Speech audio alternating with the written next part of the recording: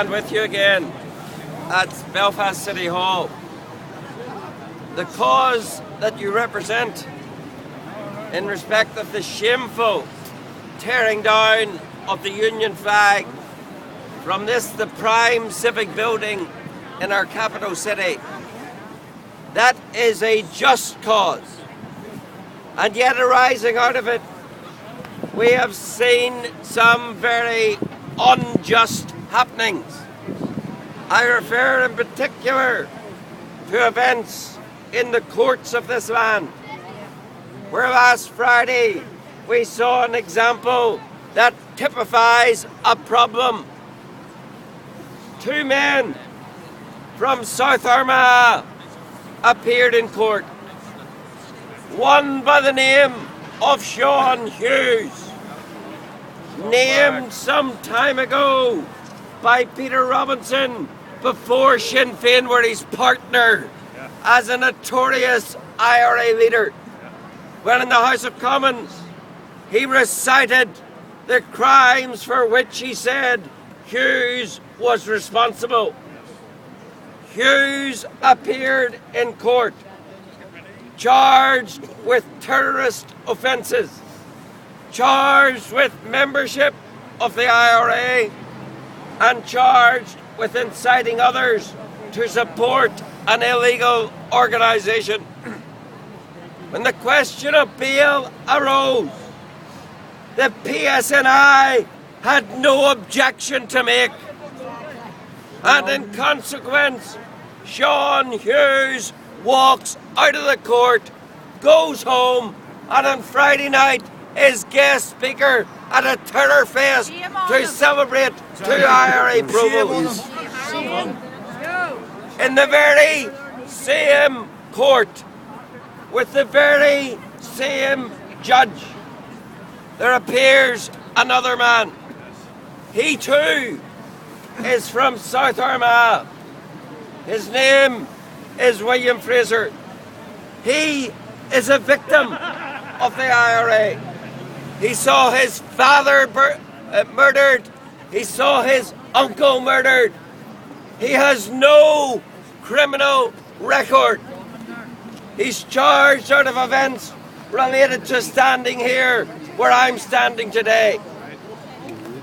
He applies for bail, and the same PSNI object to bail with such ludicrous suggestions as you can't admit him to bail, he might talk to the press.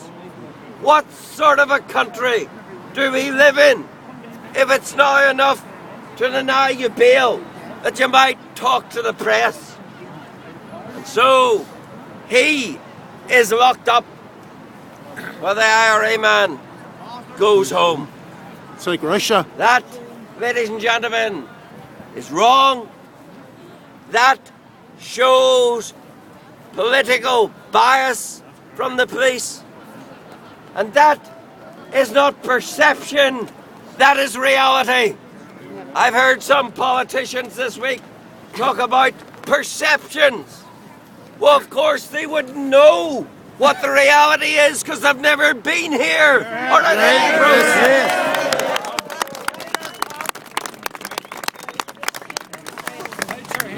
The political bias, the partiality of policing is not a perception, it is real.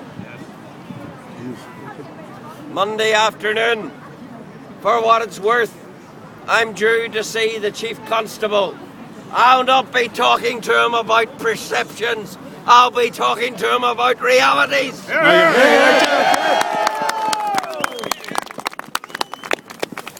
Let us remember this, ladies and gentlemen. What brings us here? The tearing down of our flag. It was no random act in this City Hall. It is the natural outworking of the pernicious political process under which we are misgoverned, all of which flows from the Belfast Agreement. The Belfast Agreement that gave us terrorists back in our streets, terrorists in our government, determinations of where you can walk, can't walk, what hymns you can play, what hymns you can't play, and now where you can fly your flag.